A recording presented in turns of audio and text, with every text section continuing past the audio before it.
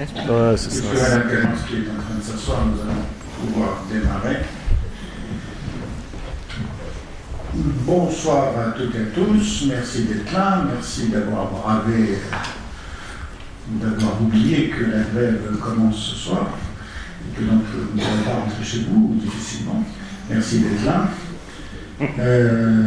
Vous savez quel est le programme du séminaire pour les deux prochaines sessions.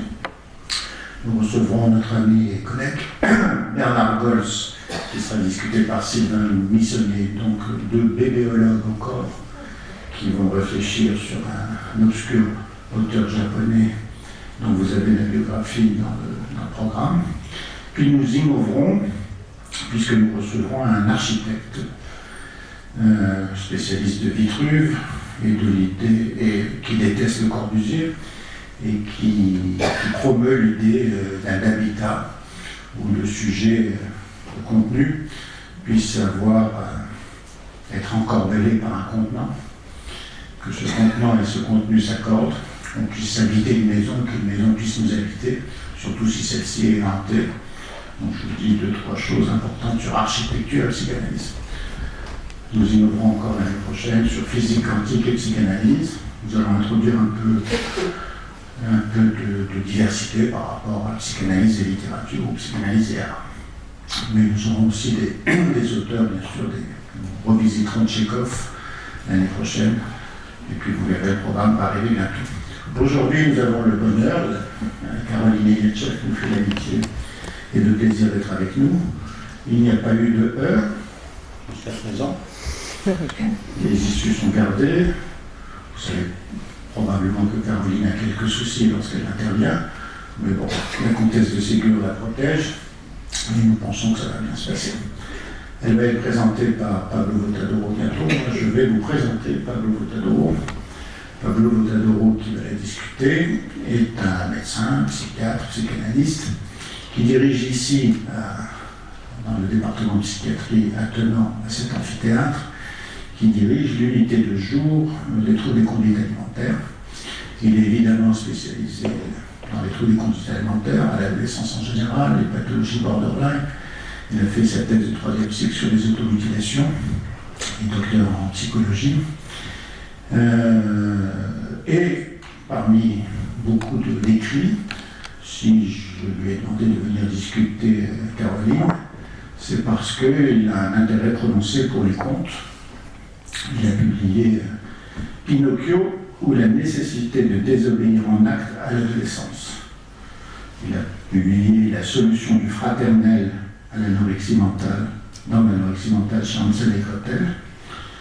Et il a publié aussi, et c'est une autre des raisons pour lesquelles je lui ai demandé de venir, il a publié sur la haine et sur la jouissance. J'imagine qu'on va peut-être évoquer ces deux dimensions importantes dans la psychopathologie adolescente et peut-être chez la comtesse de Ségur.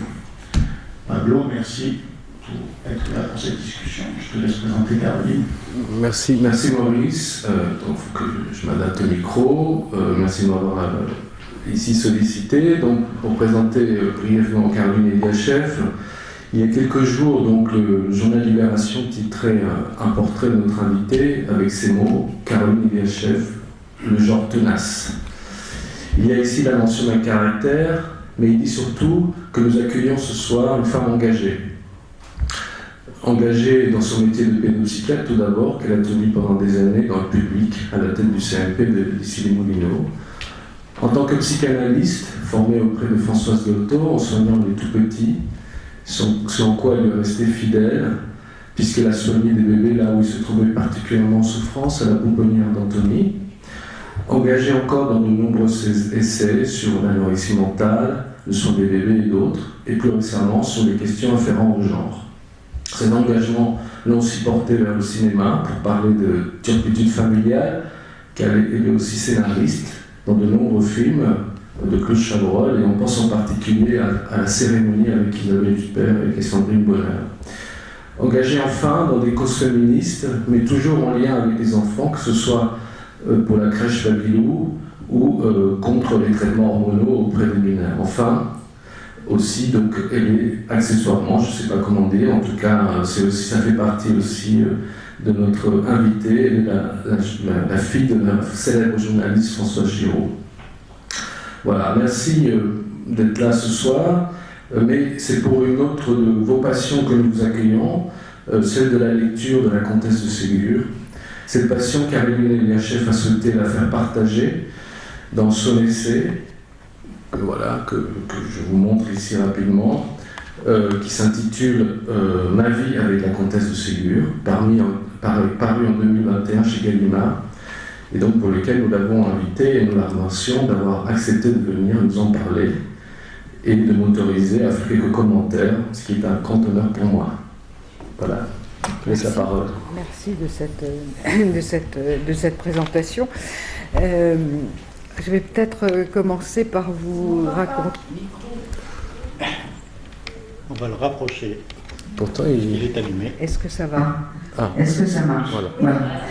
Je vais peut-être commencer par vous raconter ce qu'est ce livre, parce que c'est un petit peu spécial, ça n'est pas une biographie. C'est un livre de commande, comme la plupart des livres que j'ai écrits, j'aime bien les commandes. Et donc il y avait un cadre très particulier, puisque ce livre s'appelle Ma vie avec la comtesse de Ségur, donc il s'agissait de parler d'un auteur qui vous a accompagné, en principe depuis l'enfance, et de faire des allers-retours entre cet auteur et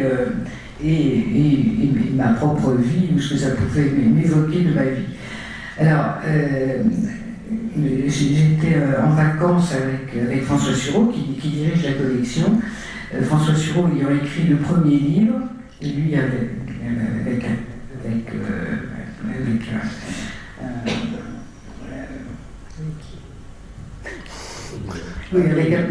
lui écrit Ma vie avec Apollinaire. Antoine Gallimard trouve ça très très bien, il lui dit tu devrais diriger une collection. Donc voilà, on en était là, on était en vacances, et il me dit toi Caroline, qu'est-ce que tu ferais? Tu ferais Ma vie avec Freud? Je dis non, Ma vie avec Freud, c'est trop compliqué. Et comme ça, la réponse fuse, je dis Ma vie avec la comtesse de Ségur. Et il y avait là des jeunes gens, il y avait les enfants, les petits-enfants, on était tous en Grèce, au bord de la mer, etc. Et ils disent tous ah oui, vas-y.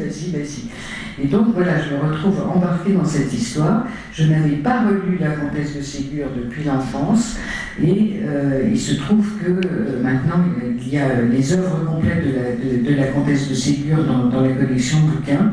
Donc voilà, j'ai dévoré ces livres, et j'ai retrouvé les sensations de l'enfance, mais surtout j'ai découvert une œuvre, ce dont je n'avais absolument pas conscience, parce que quand on les lit enfant, on lit un livre, un autre, etc., mais on n'a pas du tout conscience qu'il s'agit d'une œuvre.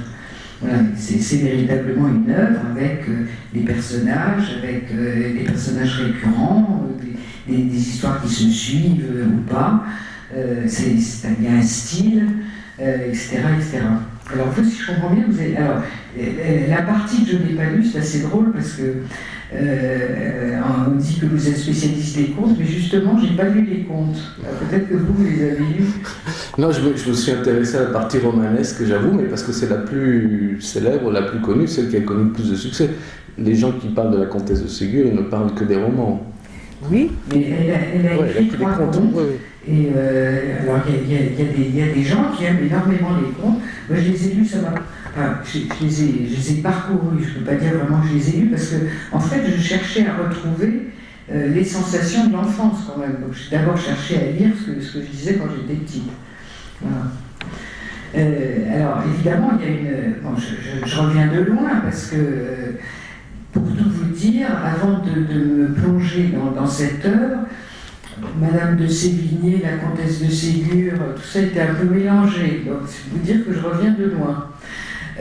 Donc, évidemment, j'ai lu toutes les biographies possibles de la comtesse de Ségur, que personnellement, je trouve assez décevantes, parce que, en fait, les biographes essaient de remplir les trous, car il y a énormément de trous, avec l'œuvre. Par exemple, de dire, quand on lit Les Malheurs de Sophie, les biographes disent Sophie c'est elle, d'abord parce qu'elle se prénommait Sophie, parce qu'elle a dû faire beaucoup de bêtises. Moi je l'ai lu totalement différemment. Enfin, si on prend les Malheurs de Sophie, je l'ai lu totalement différemment, c'est-à-dire que voilà, je l'ai relu en adulte. Et pas du tout comme l'enfant que j'étais. Alors l'enfant que j'étais se souvenait des petits poissons, qu'elle découpe, etc., etc. Et quand on le relit, on se dit, bon d'accord, elle a découpé les petits poissons, mais en fait c'est une tueuse en série. Les poissons, les tortues, les oiseaux, l'âne, voilà, c'est une tueuse en série. Prenons l'hypothèse des biographes où Sophie, ça serait la comtesse de Ségur, qui aurait fait toutes ces bêtises. En réalité, la comtesse de Ségur, quand elle était petite et vivait donc en Russie, a certainement fait des bêtises, mais elle était très sévèrement, on peut dire qu'elle était, on dit aujourd'hui maltraitée, évidemment, c'est anachronique d'employer ce terme, mais avec nos critères d'aujourd'hui, on peut dire qu'elle était maltraitée. Donc qu'est-ce qu'elle montre dans Les Malheurs de Sophie? C'est une petite fille éveillée, curieuse, et qui a besoin d'expérimenter. Alors certes, elle fait des bêtises, mais elle est punie avec justesse. Et donc, ce que montre la comtesse, c'est que quand on élève une petite fille curieuse qui a des idées, comme dit sa mère dit, elle a des idées, et qu'on l'élève sans brimer cette curiosité, mais quand même en lui donnant quelques règles, eh bien on arrive à ce à quoi l'éducation de l'époque voulait aboutir, c'est-à-dire une petite fille, certes intelligente, mais bien élevée, qui a réprimé ses pulsions, etc., mais d'une certaine façon. Et donc, finalement, en le relisant, je me dis, ces livres étaient, en principe, on dit toujours, ces livres étaient destinés à ces petits-enfants, ce qui n'est pas faux, mais une fois qu'ils ont été publiés, ils étaient destinés évidemment aux enfants, mais à l'époque, et même peut-être aujourd'hui, on ne donne pas de livres aux enfants avant qu'ils ne soient lus par des adultes, que ce soit les parents ou les éducateurs. Et donc, j'ai eu l'idée quand même qu'elle s'adressait d'abord aux adultes, et qu'elle leur montrait comment ce type d'éducation pouvait donner les meilleurs résultats à une époque où ça n'était pas du tout le type d'éducation habituelle. Voilà, ça c'était pour Les Malheurs de Sophie, et parle évidemment beaucoup d'autres. Il y a beaucoup d'autres choses qu'on peut trouver dans ces livres. Mais vous, puisque si on fait un peu sous forme de dialogue, c'est vrai qu'en même temps, dans la façon dont vous le commentez, on sent quand même que vous êtes très sensible à la dimension de maltraitance, même si vous dites que c'est anachronique. En même temps, on peut se demander finalement si, au-delà du caractère, on va dire, social, du caractère historique et moral de la qualification de violence, si on peut se demander si quand même si on ne considérait pas ça comme de la maltraitance à l'époque, ça n'a pas causé des dégâts chez les enfants. On va le faire sous forme de dialogue à trois. Ok. Je surenchéris sur la question de Pablo. Celle qui a écrit Vie privée de l'enfant roi à l'enfant victime, comment aider les enfants victimes de violences, peut-on faire le bonheur de ses enfants, le bébé face à l'abandon, le bébé de rupture, a dû s'intéresser à la maltraitance aux enfants. Oui, alors justement, la comtesse de Ségur, pour moi, enfin pas seulement pour moi d'ailleurs, est la première à avoir dénoncé la violence envers les enfants, non seulement chez les pauvres, comme on disait à l'époque, mais dans les milieux aristocratiques. Et ça, c'est vraiment incroyable. Alors, ça court dans plusieurs livres, et elle le fait d'une façon très intéressante, pas du tout de façon moralisante, pas du tout en dénonçant. Elle le fait en décrivant et en montrant les conséquences. Et ça, je trouve ça extrêmement fort. Et surtout d'avoir sorti de cette idée que c'est les pauvres sont non seulement pauvres, mais en plus ils sont maltraitants. Là, la maltraitance vient des mères ou des pères. Alors là aussi, le livre qui s'appelle François Le Bossu, qui pour moi est un chef-d'œuvre, devait s'appeler à l'origine La mauvaise mère. Alors la mauvaise mère, c'est déjà extraordinaire.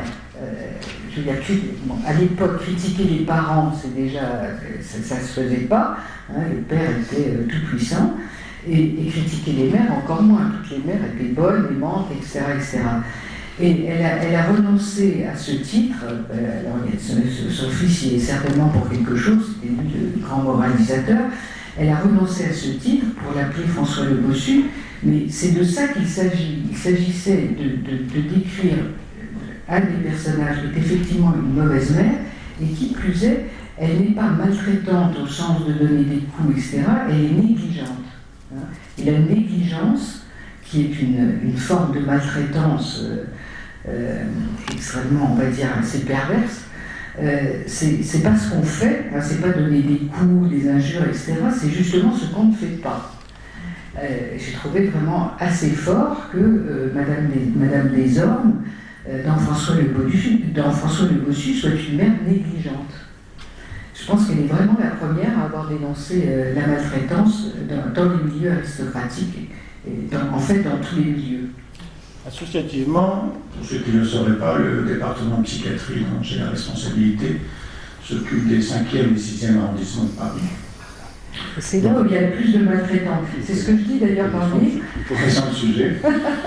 Vous connaissez très bien le sujet. Et alors, les psychanalystes qui travaillent dans le quartier connaissent aussi extrêmement bien le sujet.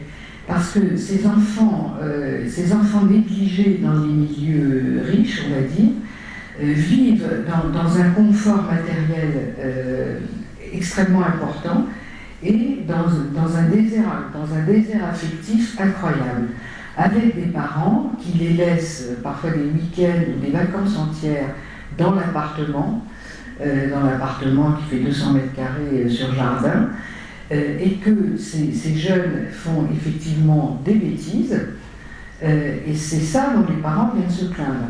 Hein, quand ils trouvent que, voilà, quand les jeunes ont mis à sac l'appartement, etc., c'est ça dont ils viennent se plaindre. Et effectivement, c'est très difficile à... C'est pas difficile à repérer. C'est difficile à prouver. À signaler, c'est quasi impossible. En raison du milieu, c'est un peu compliqué. Et encore une fois, quand on signale, il faut dire voilà ce qui se passe. Il faut donner des faits. Et là, c'est pas vraiment des faits. C'est toute une atmosphère. C'est des jeunes qui finalement, si ils en arrivent à considérer qu'ils n'ont aucune importance pour leurs parents, qui peuvent effectivement arriver à faire des tentatives de suicide, et à ce moment-là, les parents viennent consulter, mais c'est des enfants qui gênent. Qui gênent. Excuse-moi Pablo, encore une remarque. Non, vas-y. Ici, Marion Robin est un médecin psychiatre qui travaille ici beaucoup sur les maltraitances. Et ce qu'elle a démontré, parmi tout un tas d'autres choses, est que la négligence est le facteur le plus taraudant, terriblement pour le psychisme de l'enfant. C'est bien la négligence, ce qui n'a pas eu lieu d'être, plutôt que ce qui a eu lieu. Un traumatisme effractant en plein à une réalité substantielle qui fait que le sujet peut savoir qu'il est le bourreau et la victime, en tout cas différencié, mais qu'avec la négligence, la confusion s'instaure sur le fait que le sujet, l'adolescent, a pu être l'objet d'une désestime ou d'une non-perception. Et donc c'est ça qui désorganise le plus le psychisme de l'enfant, chez les patients limite borderline du 5-6e arrondissement. Tout à fait. Alors si on revient à François Le Bossu et à la petite Christine, sa mère la laisse à la bonne, qui elle-même est maltraitante d'ailleurs, et elle devait partir 15 jours et elle part pendant 2 ans. Et elle revient au bout de 2 ans, et elle dit comme tu as grandi, et elle dit tu es grande pour ton âge, Et quel âge as-tu? Alors, Christine répond, j'ai 10 ans. Et la mère dit, mais non, tu as 8 ans. Voilà, parce que, alors, moi, j'abrège, il s'agit pour cette mère, évidemment, de ne pas vouloir vieillir. Et évidemment, sa fille la vieillit. Alors, ce qui est très intéressant aussi, c'est que comme cette fille gêne énormément cette mère, elle n'hésite pas à la confier au père de François Le Bossu, qui l'accueille avec plaisir. Et il y a cette idée qu'on donnait, enfin on prêtait, je ne sais pas quel mot employer, assez facilement les enfants aux voisins, enfin au château voisin, s'il y avait des enfants du même âge, etc. Et alors il n'y avait pas de juge, il n'y avait pas de contrôle, etc. Et ça se passait pas mal. Sophie, avec sa belle-mère, Madame Ficini, Sophie est effectivement confiée aux voisins et s'en trouve très bien. Voilà, c'est les ancêtres des familles d'accueil. Oui, non, mais c'est vrai que cette dimension-là, elle est assez intéressante parce que c'est vous vraiment qui mettez le doigt dessus, parce que dans les livres de la comtesse de Ségur, ce qui est vraiment en avant, c'est plutôt la dimension violente, en tout cas ce qui revient beaucoup chez Sophie et chez Christine, donc ces deux personnages de romans différents. Vraiment, il y a des descriptions des coups de fouet, des choses quand même assez terribles, et on a vraiment l'impression, en particulier dans les malheurs de Sophie, que autant la petite, elle cherche un petit peu à exister, et elle est pleine de vivacité, elle a plein d'idées, oui. Et donc elle cherche toujours des choses à faire, autant sa mère, on a toujours l'impression qu'elle cherche aussi les moyens de la punir. En tout cas, elle est toujours comme ça un peu au tournant, à essayer un peu de voir un peu comment elle va lui tomber dessus. Il y a une espèce de jeu comme ça, quand on lit parce que bon, les bêtises se succèdent, les punitions aussi, et que donc on sait que ça va mal se finir, donc il y a une espèce de jeu qui s'établit, en tout cas ce qui se voit dans ce roman-là, où il y a vraiment un jeu comme ça qui s'établit entre les deux, où il y a la violence qui est quand même très au cœur. On perçoit moins, en tout cas, dans ce roman-là, la dimension de négligence que vous je crois que c'est surtout vous qui mettez le doigt dessus, parce qu'elle est là aussi. On la voit justement dans les moments où la mère, d'une certaine façon, laisse Sophie un peu aller en roue libre. C'est en ça qu'il y a une dimension de négligence, c'est-à-dire qu'elle la laisse faire un peu n'importe quoi, débrouille-toi, tu veux faire comme tu veux, fais suivant ton idée, et après elle finit par la punir, alors que, disons, la description de cette petite Sophie, elle a 4-5 ans. Donc on peut s'imaginer qu'à 4-5 ans, il y a des tas de choses où elle n'est pas en mesure de pouvoir évaluer la dangerosité de ce qu'elle fait. Bon, son cousin Paul finit par lui dire quand même, arrête, à chaque fois tu as des idées, tu sais comment ça va se finir, tu vas aller trop loin, et bon, finalement au bout d'un moment, Paul finalement finit par énoncer qu'il y a quelque chose qui s'établit dans la relation entre Sophie et sa mère, qui est quand même un petit peu particulier, c'est-à-dire qu'on voit que là, Sophie, on a l'impression, mais au bout d'un moment, qu'elle cherche un peu à provoquer quelque chose chez sa maman, mais qui est du côté... Alors, c'est pas que de la violence, j'exagère, parce qu'il y a aussi d'autres types de punitions. Enfin, moi, j'ai vu comme un roman d'éducation, d'une certaine manière. Et quel type d'éducation? Parce que je pense que ce qui sous-tend ces personnages, c'est une certaine idée de l'enfant qui consiste à dire que l'enfant est le pur produit de l'éducation de ses parents. Et, ce qui était... Voilà, je ne suis pas forcément d'accord à 100% sur cet énoncé, mais c'est ça qui ressort. Une vision de l'enfant où l'enfant serait le pur produit de l'éducation de ses parents. Ce qui n'était pas du tout la vision de l'époque.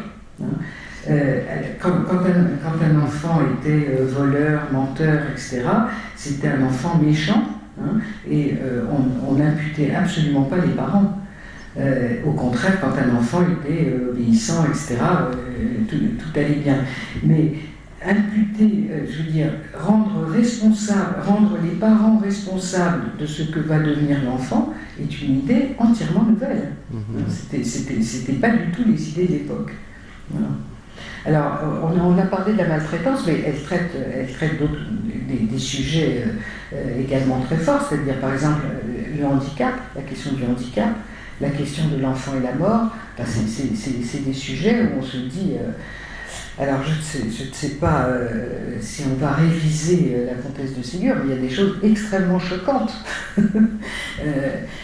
En particulier, enfin, François Le Bossu, pour moi, il y a à la fois la négligence donc, pour cette petite Christine, il y a François Le Bossu qui est handicapé, hein, et comment il est stigmatisé par d'autres enfants qui sont dits méchants. Comment son père lui est totalement dévoué, comment lui-même vit ce handicap.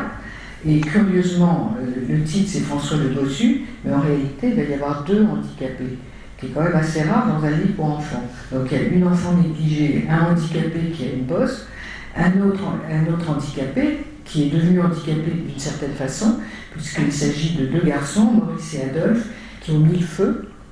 Dans une grosse bêtise, en jouant avec des allumettes, et qui donc pour s'échapper se sont jetés par la fenêtre et ont été très grièvement blessés. Et l'un d'eux, Maurice, restera donc handicapé à vie et va mourir. Et vraiment, quand il parle de la mort à venir, donc c'est vraiment un jeune garçon. Quand il parle du moment où il va mourir en disant je sais que je vais mourir, je ne veux pas faire de peine à mes parents. Moi qui travaillais avec Ginette Rimbaud pendant des années et qui a écrit L'enfant et la mort, je veux dire, ce sont les mêmes paroles. C'est absolument extraordinaire.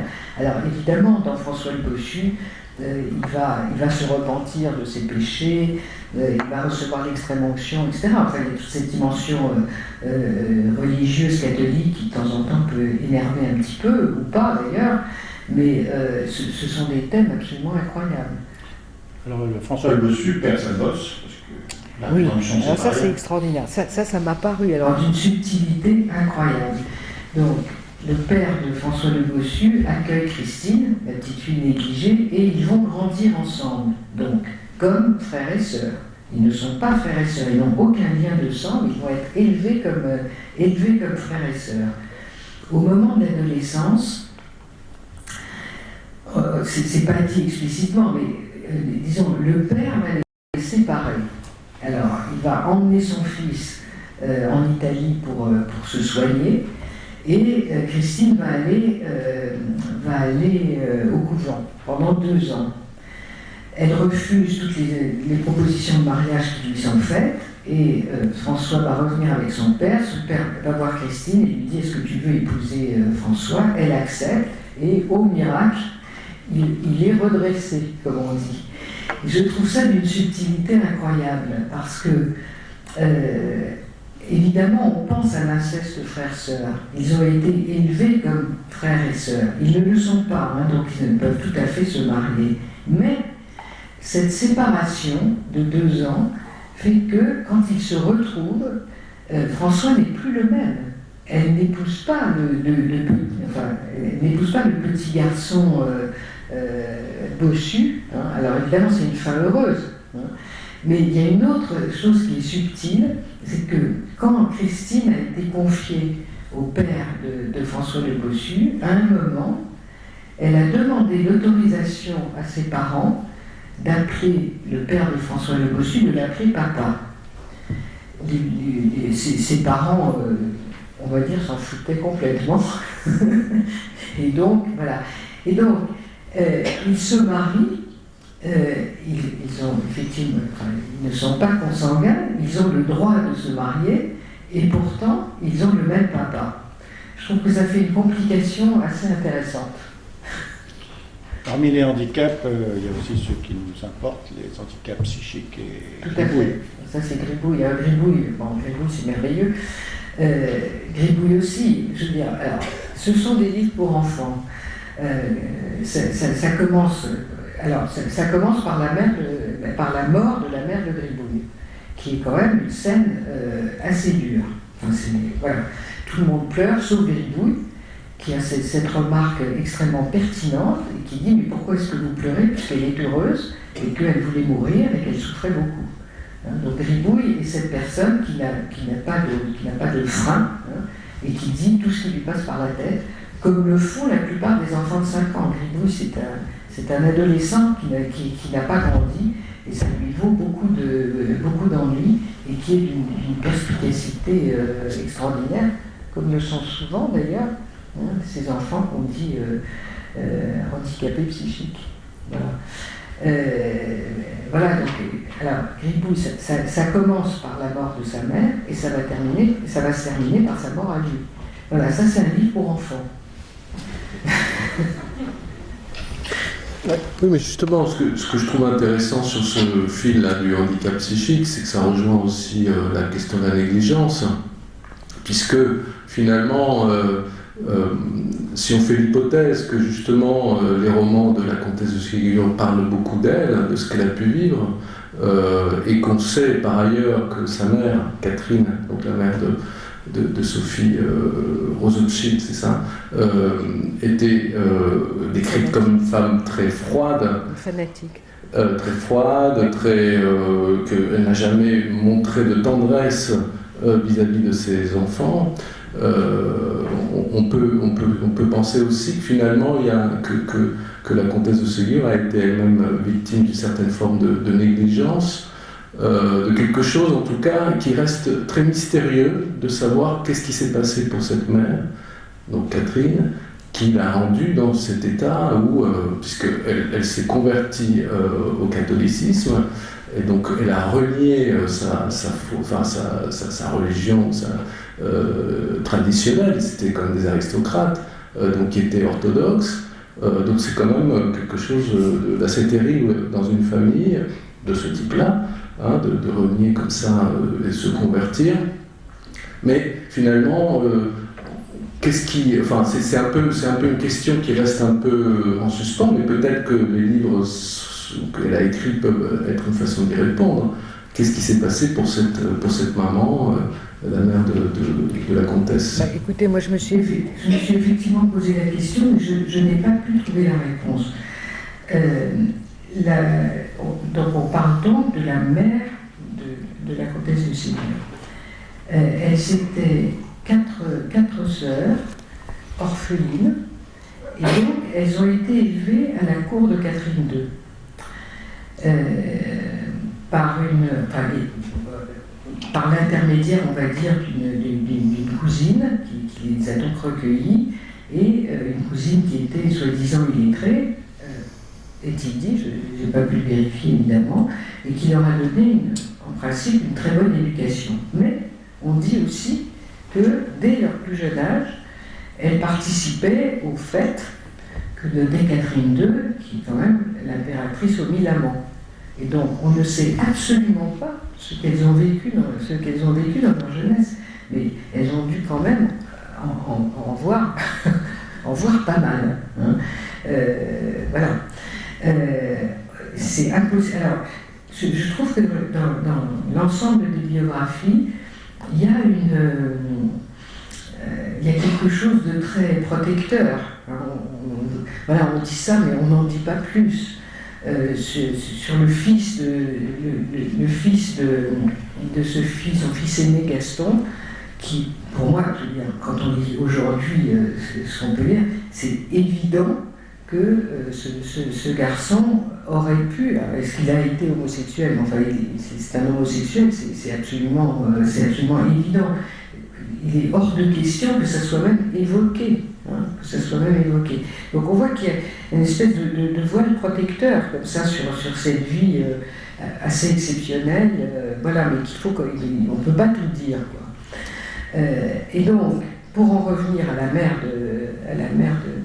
de Sophie, personne ne sait, personne n'a voulu dire ce qu'elle avait pu vivre dans sa jeunesse. Ce qui est le plus étonnant, de mon point de vue, c'est pas tant ce qu'était cette femme, mais c'est que Fédor, le père, l'ait trouvée séduisante. Ça, je trouve ça surprenant, parce qu'il pouvait avoir toutes les jeunes filles qu'il voulait, les plus belles jeunes filles étaient à la cour de Catherine II, et il a vraiment choisi celle-là. Ça ressemblait beaucoup à sa mère. C'est pas sûr, parce que sa mère est morte quand il avait 2 ans, donc elle ressemblait plutôt à son père. Ah bon? À son père, sauf que le père était décrit comme brutal, etc., et surtout dépravé.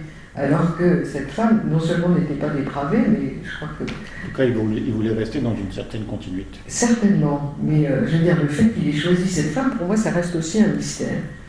Oui, c'est là où justement, puisqu'on parlait de handicap psychique, on a l'impression, en tout cas en lisant votre livre, quand vous reconstituez justement cette généalogie de ce qu'on peut en arriver à reconstituer de la comtesse de Ségur, on a vraiment l'impression qu'il y a quelque chose du transgénérationnel, c'est-à-dire qu'il y a une série de traumas, de deuil, de souffrances qui ont été transmises, on va dire, dans ce silence, dans cette négligence, puisque c'est aussi des choses qu'on retrouve un peu dans les destins des personnages. C'est-à-dire que ce qui est aussi intéressant des romans, c'est que justement on voit comment il y a des destins, quoi. Il y a des événements inattendus. L'incendie, c'est des livres. Un naufrage. Non, tout à fait. Non, bien sûr, mais c'est-à-dire qu'il y a des événements, il y a des destins. On a vraiment l'impression qu'il y a une sorte de réflexion de la part de la comtesse de Ségur sur ce que c'est qu'un destin d'une famille et du devenir possible pour une jeune fille comme sont ces personnages, de comment elle fait pour s'en sortir de ces histoires-là. Alors justement, ce qui est effectivement assez particulier, c'est que pour voir les conséquences de la maltraitance ou d'autres événements, les personnages sont suivis à l'âge adulte. Et ça aussi, c'est tout à fait particulier. C'est-à-dire de montrer ce qui s'est passé dans l'enfance et de le suivre à l'âge adulte pour en voir les conséquences. Alors c'est notamment le cas pour un livre, vraiment dans toutes les études de psycho, il faut le donner à lire, puisqu'il s'agit de l'enfant roi. Alors à l'époque, il n'y en avait pas trop, des enfants rois. Enfin, je pense pas que c'était... Donc il y a un livre qui s'appelle « Quel amour d'enfant », où on suit le destin de Gisèle, qui est une enfant à qui les parents cèdent absolument tout. Les parents, alors c'est tellement bien écrit, les parents veulent être aimés. Ce sont les parents qui veulent être aimés, c'est-à-dire c'est exactement ce qu'on voit aujourd'hui. On montre la difficulté pour cette fille de résister. Elle ne peut pas résister puisque tout est permis. Tout est permis, jusqu'à ce qu'elle rencontre, on va dire, une dolto locale, on va dire ça comme ça, qui lui pose cette question: est-ce que tu es heureuse? Et elle répond non. Et cette femme lui propose plusieurs types de solutions pour finalement s'éduquer elle-même. Et donc on voit, décrit d'une façon absolument extraordinaire, que les parents, ceux d'aujourd'hui, mais ceux d'hier aussi, qui ne mettent aucune limite à leurs enfants, les obligent d'une certaine manière à s'éduquer eux-mêmes, c'est-à-dire que c'est le monde à l'envers. Et non content de montrer tout ça, donc finalement cette femme arrive à ce qu'elle demande elle-même à aller au couvent, et là aussi c'est extraordinaire par rapport à ce qu'on voit, parce qu'on voit, donc, quand les enfants sont séparés dans un milieu qui leur plaît, ça va très bien. Dès qu'ils reviennent en famille et que les parents n'ont pas évolué, ça n'a pas changé. Et donc elle va pendant 2 ans, au couvent, tout se passe très bien. Elle trouve un milieu contenant, on va dire, des petites copines qui ne se laissent pas faire. Puis elle revient chez ses parents, tout ça est démoli. Elle n'a plus qu'une solution, c'est évidemment le mariage. À l'époque et à cet âge-là, elle n'a plus qu'une solution, c'est le mariage. Elle fait évidemment le mauvais choix. C'est-à-dire elle choisira un homme de l'âge de son père et qui lui cède tout. Mais ce qui est extraordinaire, bon, et finalement elle va le ruiner, 10 ans après elle revient, voilà le jeune homme qu'elle avait repoussé la première fois, elle va le retrouver. Alors ça se termine toujours bien, hein. Ça c'est pas mal parce que ça se termine toujours bien. Et donc ils auront beaucoup d'enfants à qui ils ne vont rien laisser passer. Et si vous voulez, cette description de ce qu'est l'enfant roi et la description des parents est d'une actualité brûlante, vraiment. Alors, et en plus, à l'époque, franchement, je pense qu'il n'y avait pas beaucoup d'enfants qui étaient élevés sans limite. C'était quasiment impensable. Donc c'est une préscience incroyable. Je ne sais pas si vous l'avez lu ou relu, mais je crois que... alors, je pense que ce serait d'autant plus intéressant pour des étudiants en psycho de l'étudier parce que comme il y a la distance de l'époque, c'est d'autant plus fort. Hein, quand on vous raconte des histoires d'aujourd'hui et vous recevez les parents et ne donne pas de limite, etc. Bon, on écoute ça, mais là, je veux dire, c'est décalé dans le temps et c'est d'autant plus fort. Non, je vous rappelle que Caroline a écrit en 96 Vie privée de l'enfant roi à l'enfant victime, et que cet enfant roi, c'est une violence qu'on exerce à son enfant. C'est exactement ça. Pour surenchérir sur la question de Pablo, pour ne pas te lâcher sur cette question. Oui, ça. Pour surenchérir sur la question de Pablo, ça fait 30 ans que ce séminaire existe, ça fait 30 ans que des psychanalystes, des artistes viennent ici évoquer une œuvre importante. J.V. Pontalis est venu très souvent ici. Tu sais que chez Gallimard, il dirigeait la collection l'un et l'autre. Là, la collection, c'est l'une et l'autre. L'idée des deux collections est la même, c'est de faire des allers-retours entre vie privée et auteur alter-ego, élu, je crois. Celui qui ramène aux sensations, émotions, affects de l'enfance. Donc ma question, qui rejoint celle de Pablo, et sur laquelle il me semble que tu es hésitante, prudente, comme beaucoup, hein, mais alors que nous ne sommes plus du tout hésitants, toute œuvre est autobiographique.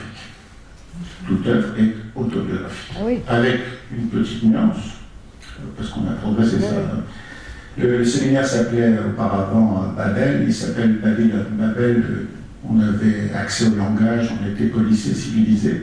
On l'a débaptisé 15 ans après Babylone pour revenir à l'archaïque, au pulsionnel. Donc toute œuvre est autobiographique, c'est une évidence.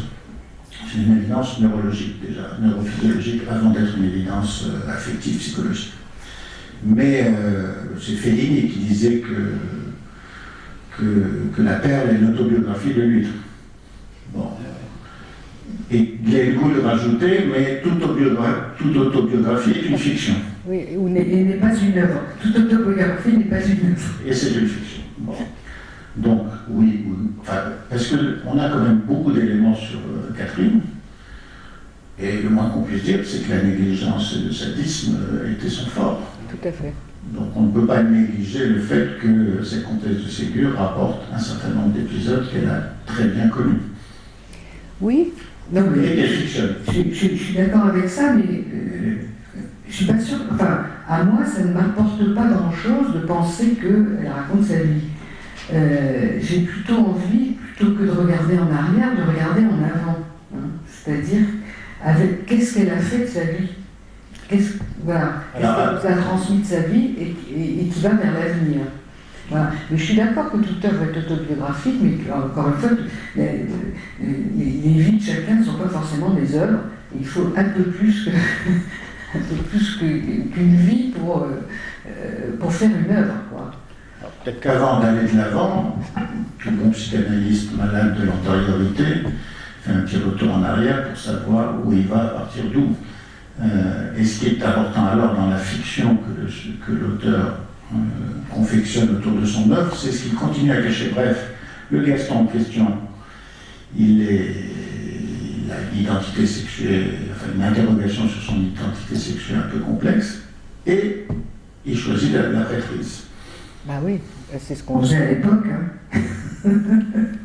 Et ça, l'idée que la prêtrise pourrait être le contenant à des appétits pulsionnels complexes, c'est ce qui est souligné en filigrane par le fait même d'être masculin. Alors, non seulement... Il choisit la pré-prise, mais il devient aveugle. Oui. Faut veiller. Il devient aveugle, et le moment, c'est une cécité progressive, mais le moment où il devient vraiment aveugle, il était en train de peindre le portrait de sa mère. Parce qu'il aurait pu être artiste, hein, il était extrêmement doué, et donc il a réprimé et ses pulsions sexuelles et toutes ses autres pulsions. C'est assez extraordinaire. Alors on dit qu'il s'est beaucoup occupé des jeunes, je ne sais pas ce qu'il a fait avec les jeunes, mais enfin... Vous n'allez pas aller le voir. Non, voilà. Donc là, il y a un voile pudique sur ses activités, mais il a publié un livre qui a été un best-seller extraordinaire à l'époque. Voilà, je pense que c'était une vraie personnalité. Alors ce qu'il faut dire aussi pour l'époque, dans cette famille, dans les familles aristocratiques, il était habituel que un garçon ou une fille de la famille entre dans les ordres, mais pas chez les Ségur. Les Ségur, c'est l'armée. C'est pas, donc là aussi, il tranchait par rapport aux autres hommes de sa famille. On se connaît un petit peu. L'autre chose qu'on a appris à Babel, c'est que l'impétrant qui venait présenter une œuvre, son œuvre, parlait évidemment de lui. Peut-être même beaucoup plus que de l'œuvre. Le fait est, c'est que la collection dans laquelle tu as écrit, elle pose le postulat. Venez croiser la vie de votre fétiche et de votre œuvre. Bon, c'est ça ma question. Ben moi j'ai répondu, hein. D'accord, on va y revenir. Parce que... Ouais, peut-être pour avancer un peu autour de ça, mais pas seulement, mais c'est vrai que moi j'étais assez sensible à la façon dont vous juxtaposez justement votre histoire, des éléments comme ça, par touche.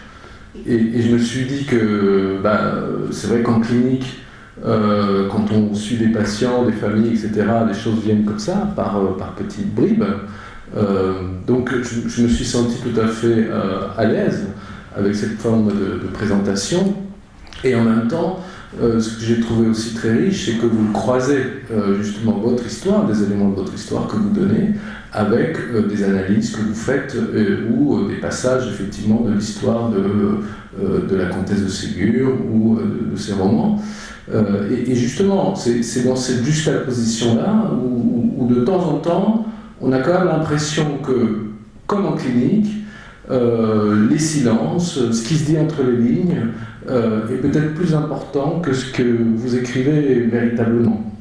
Tant mieux. Et je me suis demandé à quel point vous aviez fait exprès, mais je n'attends pas forcément une réponse par rapport à ça, mais en tout cas, c'est très fort.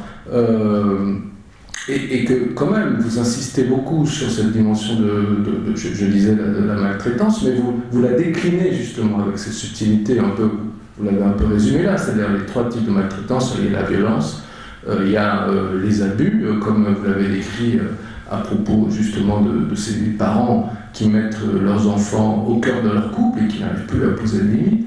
Mais effectivement, ensuite, vous insistez aussi également sur cette dimension de négligence, d'absence, de vide. Enfin, vous ne le dites pas comme ça, mais en tout cas, il y a quelque chose comme ça de l'absence des parents, de l'absence des parents des enfants qui sont un peu livrés à eux-mêmes, comme vous l'avez un peu là expliqué tout à l'heure.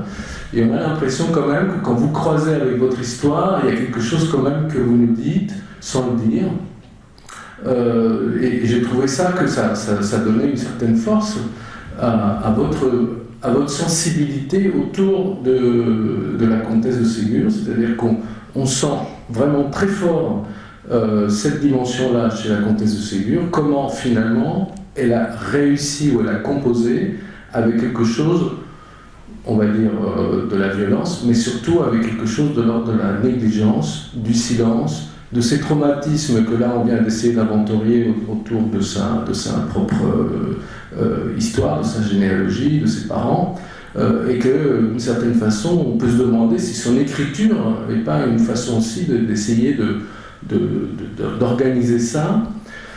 Évidemment, la question que je voulais vous poser après avoir dit tout ça, c'est surtout, à votre avis, qu'est-ce qui fait que finalement elle le fait au moment où elle devient grand-mère? C'est-à-dire, qu'est-ce qui fait qu'au moment de devenir grand-mère, elle a l'envie de transmettre quelque chose à ses petits-enfants et à ses enfants, vous l'avez dit, enfin en tout cas, de transmettre quelque chose d'un message autour de la façon d'éduquer les enfants.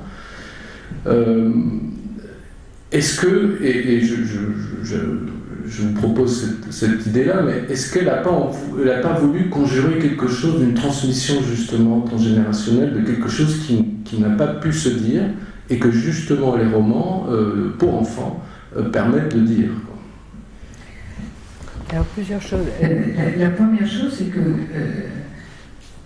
toute personne qui écrit un livre, même extrêmement sérieux, qui n'a rien à voir avec sa vie personnelle, pendant qu'on écrit un livre, on pense à des tas de choses de sa vie, obligatoirement, même quand on écrit, c'est pas une anthologie de quelque chose qui était très éloigné. Et là, la particularité, c'est que au lieu que ça reste fantasmatique, le challenge, c'était justement de l'écrire.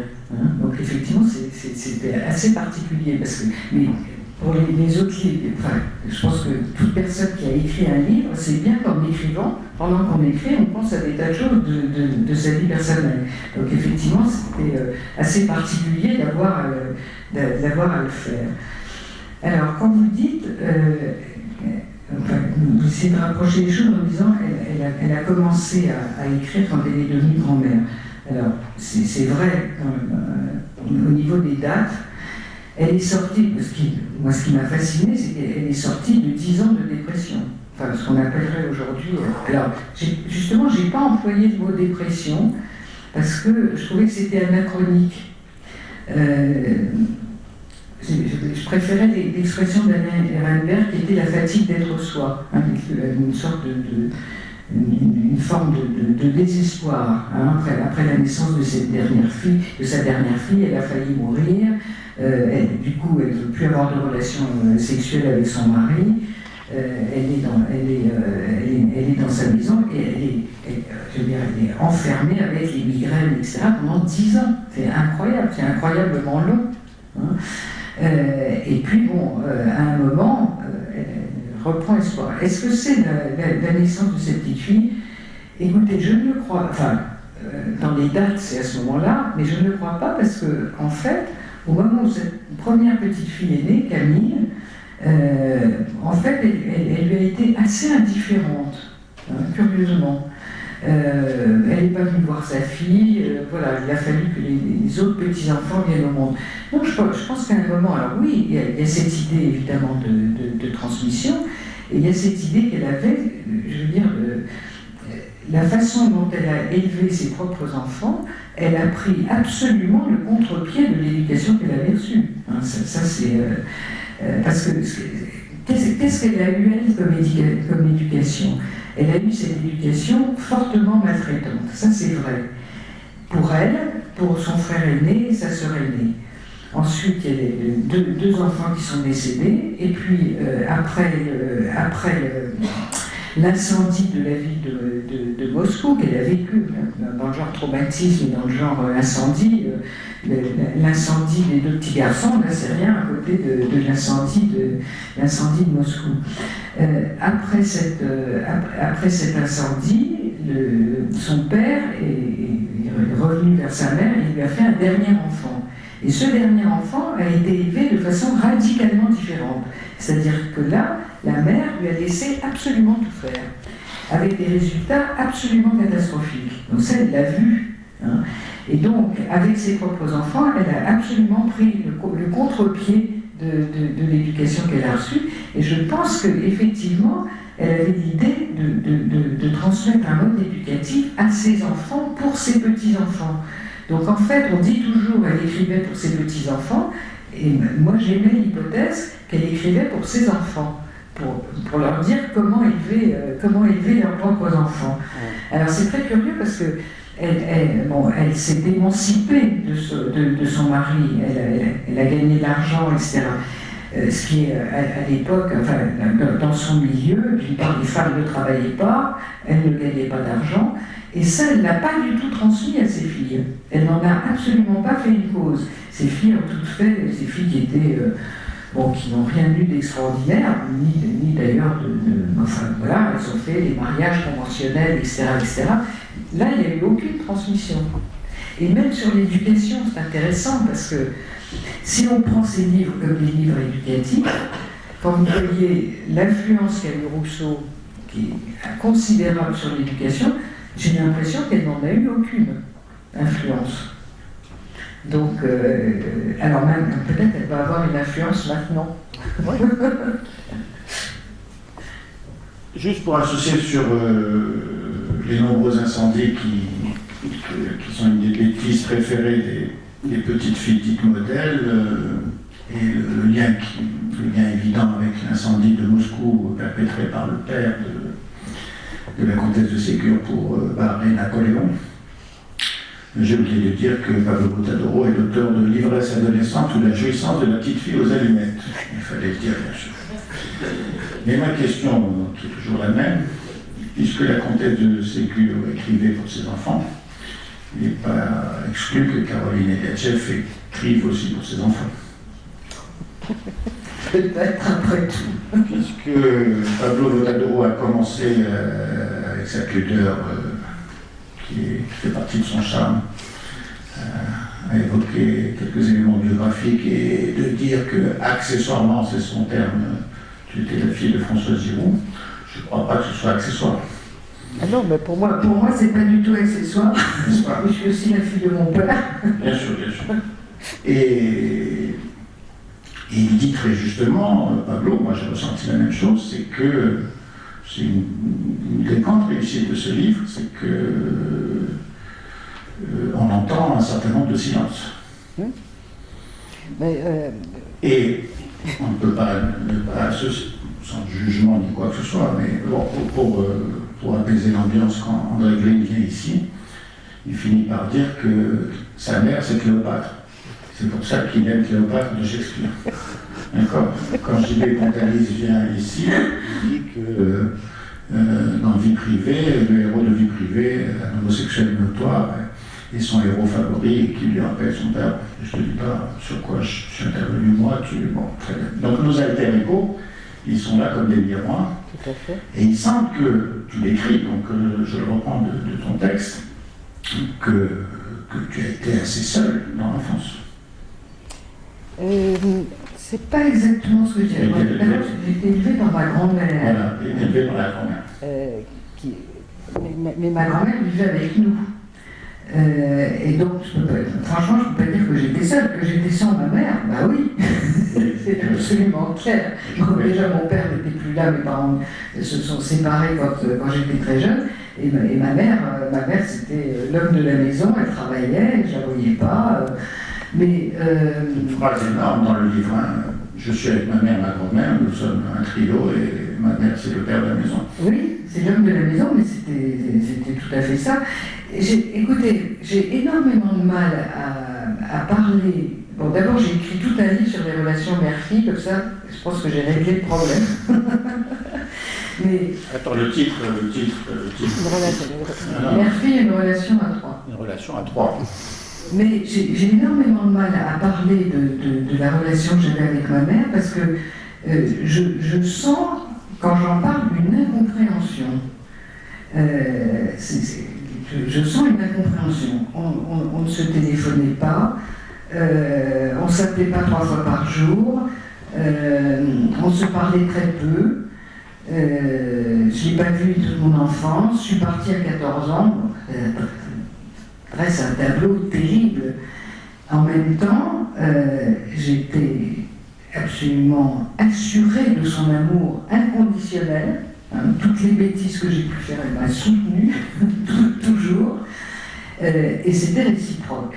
C'est-à-dire quelque chose de beaucoup plus fort que cette description qui pourrait paraître terrible. Il y a des gens qui me disent, mais avec la mère que tu as, c'est affreux, c'est abominable, qu'est-ce qu'ils en savent? Ils n'en savent rien. Voilà. Mais quand j'explique ça, c'est tellement particulier que je sens une incompréhension au point que voilà, j'ai un peu de mal à en parler parce que c'est autre chose que j'ai envie d'expliquer et qui est presque indicible. Hein, voilà. Bon, cela dit, je ne pourrais même pas dire on s'aimait, je dirais on se faisait une confiance réciproque totale. Et ça, je pense que c'est assez rare. Mais même exceptionnel. Hein, parce qu'elle me faisait une confiance, où d'ailleurs la barre était quand même très très haut, c'est-à-dire il fallait assurer, hein, mais voilà, pourquoi pas, hein, et réciproquement. Et cette confiance, disons que je ne sais pas si elle était là, elle pourrait dire, en parlant de moi, si elle l'a un jour prise en défaut, la concernant, oui, je l'ai prise une fois en défaut. Oh, pas beaucoup, hein. C'est génial. Oui, peut-être que par rapport à la question accessoire d'être l'enfant de sa mère, il se trouve qu'effectivement, vous connaissez ma mère, donc moi aussi je suis le fils de ma mère. C'est pas grave ce soir. Vous ne savez pas qu'elle... Si, vous savez. C'est moi qui ne le savais pas, il ne savait pas. Moi, je savais. Moi, je ne savais pas que c'était sa mère. Donc, sur ce caractère, en fait, ce que je l'ai dit peut-être plus ou moins consciemment, c'est-à-dire que à la lecture justement de votre livre, croisé avec justement votre analyse de la comtesse de Ségur, ce qui apparaît aussi, et c'est en ça que je pense que c'est vraiment la littérature pour enfants, en tout cas, puisque c'était aussi votre question dans le titre de votre présentation ce soir, c'est que d'une certaine façon, les histoires pour enfants, elles détiennent un certain savoir, elles contiennent un savoir qui n'est pas propre à la littérature pour l'enfance, c'est aussi dans la littérature en général. Il y a un savoir sur la vie, sur l'expérience de la vie, et quand on est, disons, intéressé par une dimension psychologique, on peut y trouver justement un certain nombre de fonctionnements, d'analyses en rapport avec des vécus. Mais l'autre dimension aussi qui est plus spécifique de la littérature infantile, c'est que finalement les romans racontent aussi comment on trouve des solutions au malheur, comment on s'en sort. C'est pour ça que effectivement ça se finit bien. En même temps, parce que pour l'héroïne, ça se finit plutôt assez bien. Enfin, il y a quand même pas mal de dégâts entre-temps, des morts, etc. Il y a beaucoup de dégâts. Il y a beaucoup de drames. Il y a beaucoup de drames. Et donc, et une de ces dimensions de solution, il me semble en tout cas, que ce qui apparaît, c'est la première, c'est la dimension de suppléance. C'est-à-dire que les parents sont quand même, on l'a dit, plutôt assez défaillant, pour le dire de façon très abrégée, très résumée, mais finalement les personnages ont la chance de trouver des suppléants et que eux, les enfants, donc, arrivent à reconnaître finalement ceux qui pourraient les aider.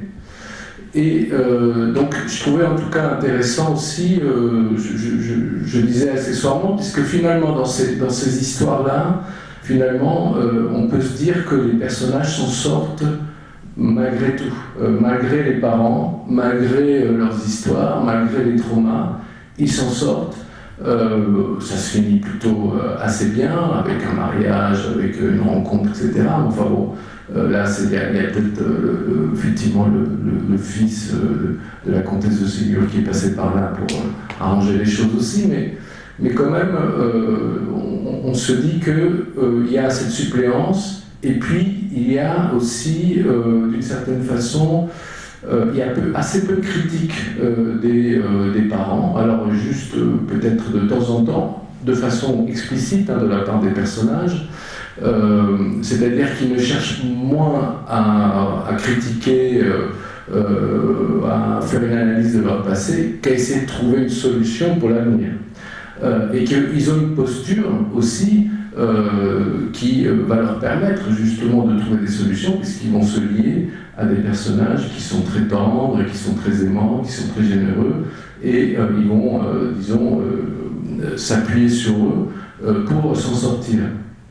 Donc voilà, donc, à la lecture de votre livre, j'ai eu l'impression que finalement votre lecture de la comtesse de Ségur, c'était pas forcément une histoire de votre relation avec votre mère. Bon, ça, c'est après Maurice dira ce qu'il en pense, ouais. On connaît Maurice. Mais peut-être aussi l'histoire de comment finalement vous vous êtes construit, même si c'est pas explicite évidemment, mais comment vous êtes construite dans finalement avec des choses qui n'étaient pas simples, parce qu'on a parlé de votre maman, mais on a parlé aussi, enfin vous avez parlé dans votre livre du secret aussi de votre judaïsme, hein, qui finalement est apparu comme ça assez tardivement quand même. Donc on se dit que voilà, vous nous donnez par petites touches comme ça des choses qui n'ont peut-être pas été faciles, mais en vous appuyant sur l'expérience racontée par la comtesse de Ségur, on se dit que finalement vous avez aussi vous pu vous étayer, vous appuyer, vous construire finalement avec, puisque c'est aussi, je parlais de suppléance adulte, mais dans les histoires il y a aussi beaucoup des relations entre les enfants qui sont très importantes, hein, donc avec les pères. Oui, mais c'est très intéressant de vous écouter parce que en lisant la comtesse de Ségur, vous y avez vu des choses totalement différentes de ce que j'ai vu. Comme quoi, le sujet est loin d'être épuisé. Alors, il y a un autre thème qui paraît important, qui est les fameuses bêtises en question. Sans aller dans l'interprétation sauvage, ça ressemble quand même à une sexualité perverse polymorphe. Tout à fait. Bon. Ouais, c'est ça qui m'a plu quand j'étais petite. Donc ma question, la sexualité perverse polymorphe, et ce qui est intéressant dans la comtesse de Ségur, c'est qu'elle n'est pas interprétée. On sait par exemple qu'un film érotique a été tourné à partir des Malheurs de Sophie. On sait que le film d'Éric Rohmer, qu'on n'a pas retrouvé, devait explorer la carte du temps, en tout cas on l'imagine. Bon, là, ça n'est pas interprété du tout, jamais. Et c'est parce que ça n'est pas interprété que c'est à la source de la créativité de ces gosses. Ouais. Alors effectivement, moi ce qui m'était resté en mémoire, c'est les gravures, qu'on peut peut-être voir d'ailleurs, qui sont effectivement très érotiques. Et la comtesse de Ségur, elle n'aurait certainement pas dit qu'elles étaient érotiques, mais d'une part, elle y tenait énormément et elle contrôlait tout. C'est-à-dire elle critiquait ce qui lui était apporté, elle contrôlait tout. Donc, je pense qu'elle avait absolument perçu l'importance de ces gravures. Et quand je les ai revues, franchement, alors c'est très intéressant parce que je me souviens très bien de quand j'étais enfant et que je lisais, que je regardais ces livres, et puis j'ai totalement oublié. Et si je n'avais pas eu l'occasion de faire ce livre, probablement, j'y aurais jamais pensé. Peut-être si j'avais lu ces livres à mes enfants ou à mes petits-enfants, ce qui n'a pas été le cas. Et voilà, et en même temps, quand je les ai revus, j'ai retrouvé vraiment l'émotion intacte, c'est-à-dire que, comme on dit, comme si c'était hier. Comme si c'était hier. Alors, alors, on a beaucoup écrit qu'elle était sadique, masochiste, etc. Donc ces termes n'existaient pas à l'époque. Hein, donc là aussi, il faut rester. Mais je veux dire, elle décrit des scènes d'un sadisme incroyable ou d'un masochisme incroyable. Là aussi, c'est vraiment intéressant parce qu'elle les décrit. On a dit elle est sadique, etc. Elle n'est pas du tout sadique. C'est pas du tout elle qui est sadique. Elle a perçu la jouissance qui pouvait se dégager de ce qu'elle racontait et des gravures qui accompagnaient. Mais ça ne veut pas du tout dire qu'elle est sadique ou qu'elle est masochiste. Je pense que c'est une interprétation totalement fausse. Mais ce qui est extraordinaire, c'est qu'à l'époque, il y avait une censure extrêmement importante et que personne n'a censuré ni les textes, ni les gravures qui sont quand même très très évocatrices. C'est le génie de l'inconscient, d'être à la fois intemporel. Oui, mais Et de passer partout dans tous les espaces. Les censeurs n'ont rien compris. Y compris Gaston qui relisait et qui devait censurer, y compris Hachette. Bon. Mais La scène de la fessée, je veux dire, tous les gens qui ont lu la Conseil de Ségur s'en souviennent. tout autant que celle de Rousseau. Mais bon. exactement. Mais, et c'est aussi la description de la sexualité oroanale, dans toute sa splendeur, avec une dimension anorexique qui doit exister quelque part. Oui, alors Alors, j'ai j'ai cherché cherché quand même un peu. parce que je sais que vous êtes très intéressé par Par l'anorexie, mais moi aussi. Il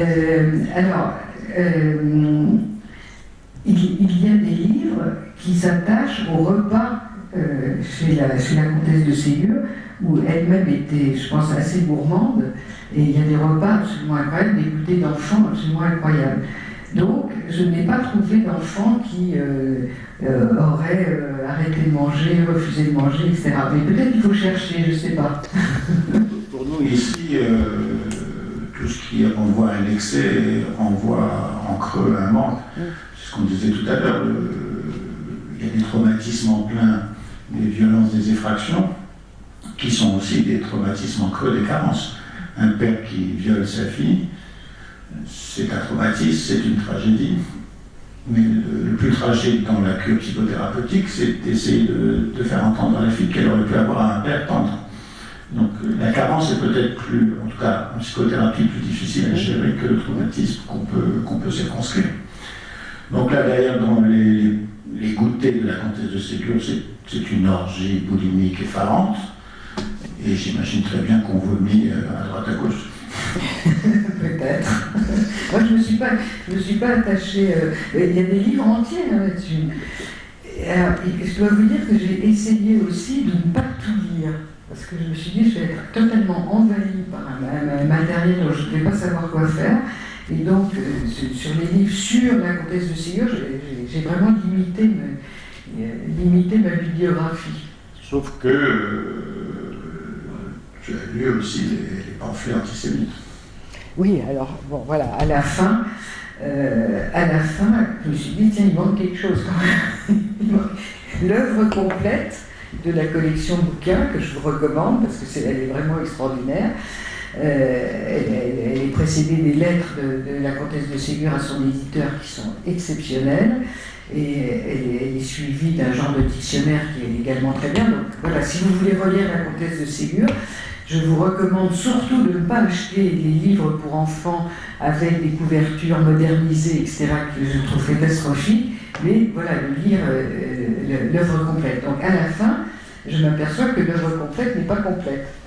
Et donc je cherche, et je trouve extrêmement facilement, et je cherche, aidé par mon conseiller spirituel qui est présente ici, Alice de Saint-André, donc on cherche et on trouve effectivement la Bible racontée aux enfants, etc., etc. Et là, quand même, aux surprises, c'est vraiment, c'est un catalogue antisémite. Alors, là aussi, il ne faut pas dire antisémite, parce qu'il ne faut pas employer ce terme antisémite qui n'existait pas à l'époque, mais qui existait juste après. Il faut dire anti-judaïque. Je crois que c'est très important de dire, voilà, quand on dit maltraitance, de dire que ça n'est pas maltraitance, sadisme, masochisme, c'était pas des termes de l'époque, et là non plus, c'était pas antisémite. Enfin, ça annonce clairement l'antisémitisme qui va suivre, et ça, c'est tout à fait extraordinaire parce que, donc, il y a des propos absolument, totalement antisémites, et curieusement, alors que ces livres sont écrits dans un très bon français, c'est vraiment... Là, il y a une espèce de dégradation. C'est-à-dire, c'est plus aussi bien écrit.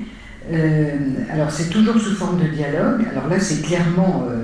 elle endoctrine ses petits-enfants.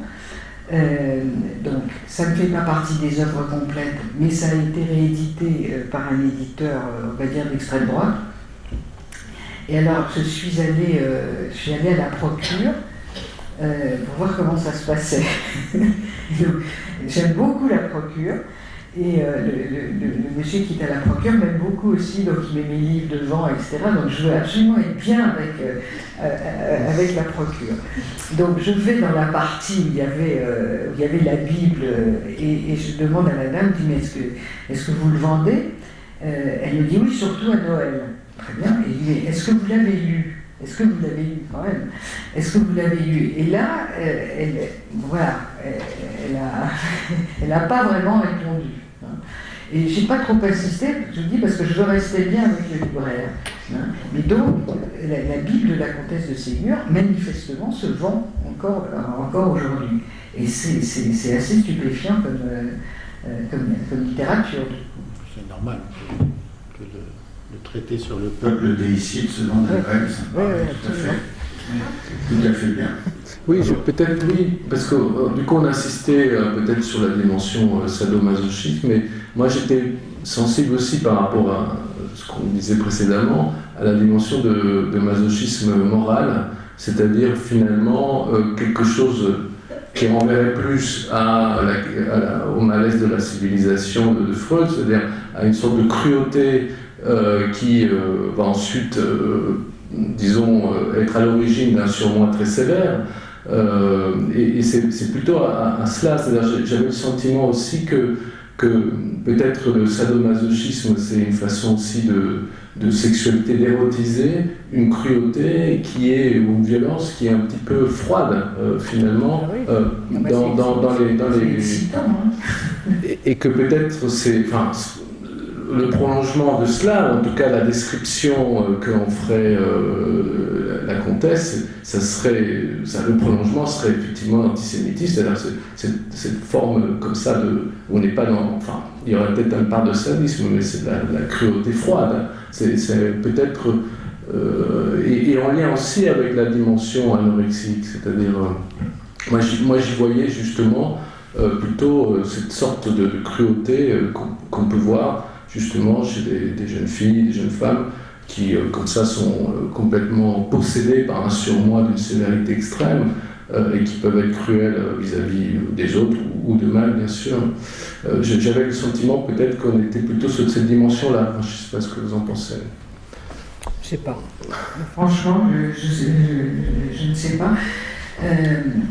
J'ai l'impression que on ne peut pas méconnaître l'époque et ce qui se disait autour. Je veux dire, elle était catholique, elle était aristocrate, elle pensait, j'ai envie de dire, comme tout le monde dans son milieu. Comme pensait son milieu, tout simplement.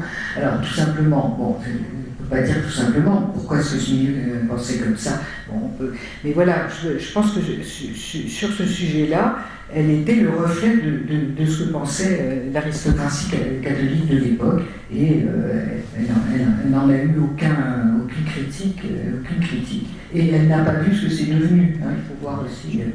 Voilà, elle est morte avant de voir ce que c'est devenu. Peut-être qu'elle aurait réagi différemment, on ne le sait pas. Mais c'est étonnant. Hein, ouais. Eh bien, si Pablo on est d'accord, nous allons, parce que c'est le seul séminaire où il reste encore 2 heures pour les questions de la salle. La salle qui... Oui, Madame Kaganski, spécialiste de thérapie familiale. Ben là, il y avait de quoi faire. Je voulais poser une question je vous remercie d'abord d'avoir rappelé un moment de mon enfance où on a dévoré la comtesse de Ségur, ce qu'elle changeait entre filles, c'était à l'école communale, donc à une période dite de latence. Et ça mettait, comme dit Pablo, ça donnait des représentations à l'obscur des pulsions qui étaient quand même à l'œuvre, même en période de latence. Donc, on était en 68, je crois. Je vous remercie pour ça, et vous avez dit à un moment ma question, elle est d'une part, moi j'ai été éduquée dans une école de filles, comme vous, je suppose, à l'époque où l'éducation était très séparée. Je me demande si les garçons lisaient la comtesse de Ségur. Tout à fait. François Mauriac, le général de Gaulle. Oui, mais ça c'est vraiment la génération au-dessus de la nôtre. Oui. Et l'autre question, vous l'avez dit très brièvement, vous ne l'avez pas lu à vos enfants, vos petits-enfants, moi de même. Je me demande quels sont les enfants qui lisent encore La Comtesse de Ségur. Je me suis effectivement posé cette question. Alors, d'abord, historiquement, quand Louis Hachette a inventé la Bibliothèque rose, historiquement, elle était destinée aux garçons et aux filles. C'était pas le rose pour les filles. Voilà, donc pendant des années et des générations, la Bibliothèque rose, c'était des livres pour enfants, garçons et filles confondus. Alors effectivement, je dis, François Mauriac... Gilles, Monterland, voilà. C'est des garçons perturbés. Exactement.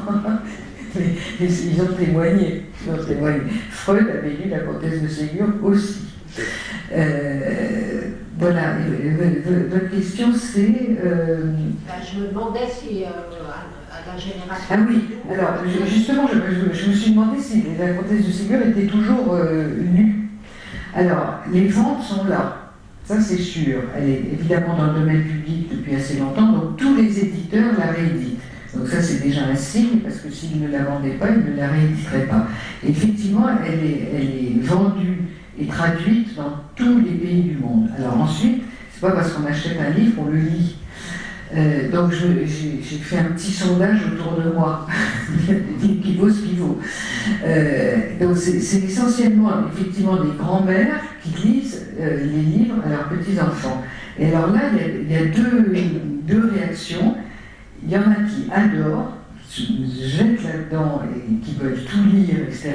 Et d'autres qui détestent, enfin ils sont complètement indifférents. Alors, ce qu'il faut voir aussi, c'est que la littérature pour jeunesse a incroyablement évolué, et que le choix est gigantesque. Le choix est gigantesque maintenant. Donc, mais elle est toujours, en tout cas, éditée, vendue, et on va dire plus ou moins lue, mais encore lue. Oui. Alors, je peux faire un petit témoignage. Ah. Parce que là, du coup, je termine le général Gourachine cette semaine, avec mes 8 ans et demi. Et en fait, je le lis contre la vie de ma maman. Je trouve que la place des femmes n'est pas... en gros, elles arrivent quand même à se sortir de situations délicates en trouvant un mari. Donc, elle n'était pas vraiment pour cette lecture. Elle a dit, ma fille aime bien. Et en fait, ce que je trouve sympa, c'est que je récupère un livre qui était en fait à ma mère avant, que j'ai lu. Et donc, il y a le côté aussi du livre qu'on n'achète pas, mais elle voit les petites annotations au crayon de papier dans le livre, tout ça. Je trouve que ça, c'est... Des scènes de fustigation soulignées. C'est des repères. Moi, je pense que les livres où il y a énormément de stéréotypes, ce qui est le cas dans les livres de La Comtesse de Ségur, ou l'égalité homme-femme, franchement, c'est pas le sujet, etc. Enfin, je continue pas là-dessus. Moi, personnellement, je pense que c'est très bien. Et qu'il ne faut pas du tout gommer tout ça. Il faut au contraire le lire, en parler, et que les enfants prennent la mesure de ce qui a traversé les époques et de ce qui a changé. C'est très important de savoir qu'à l'époque, les filles, Gisèle,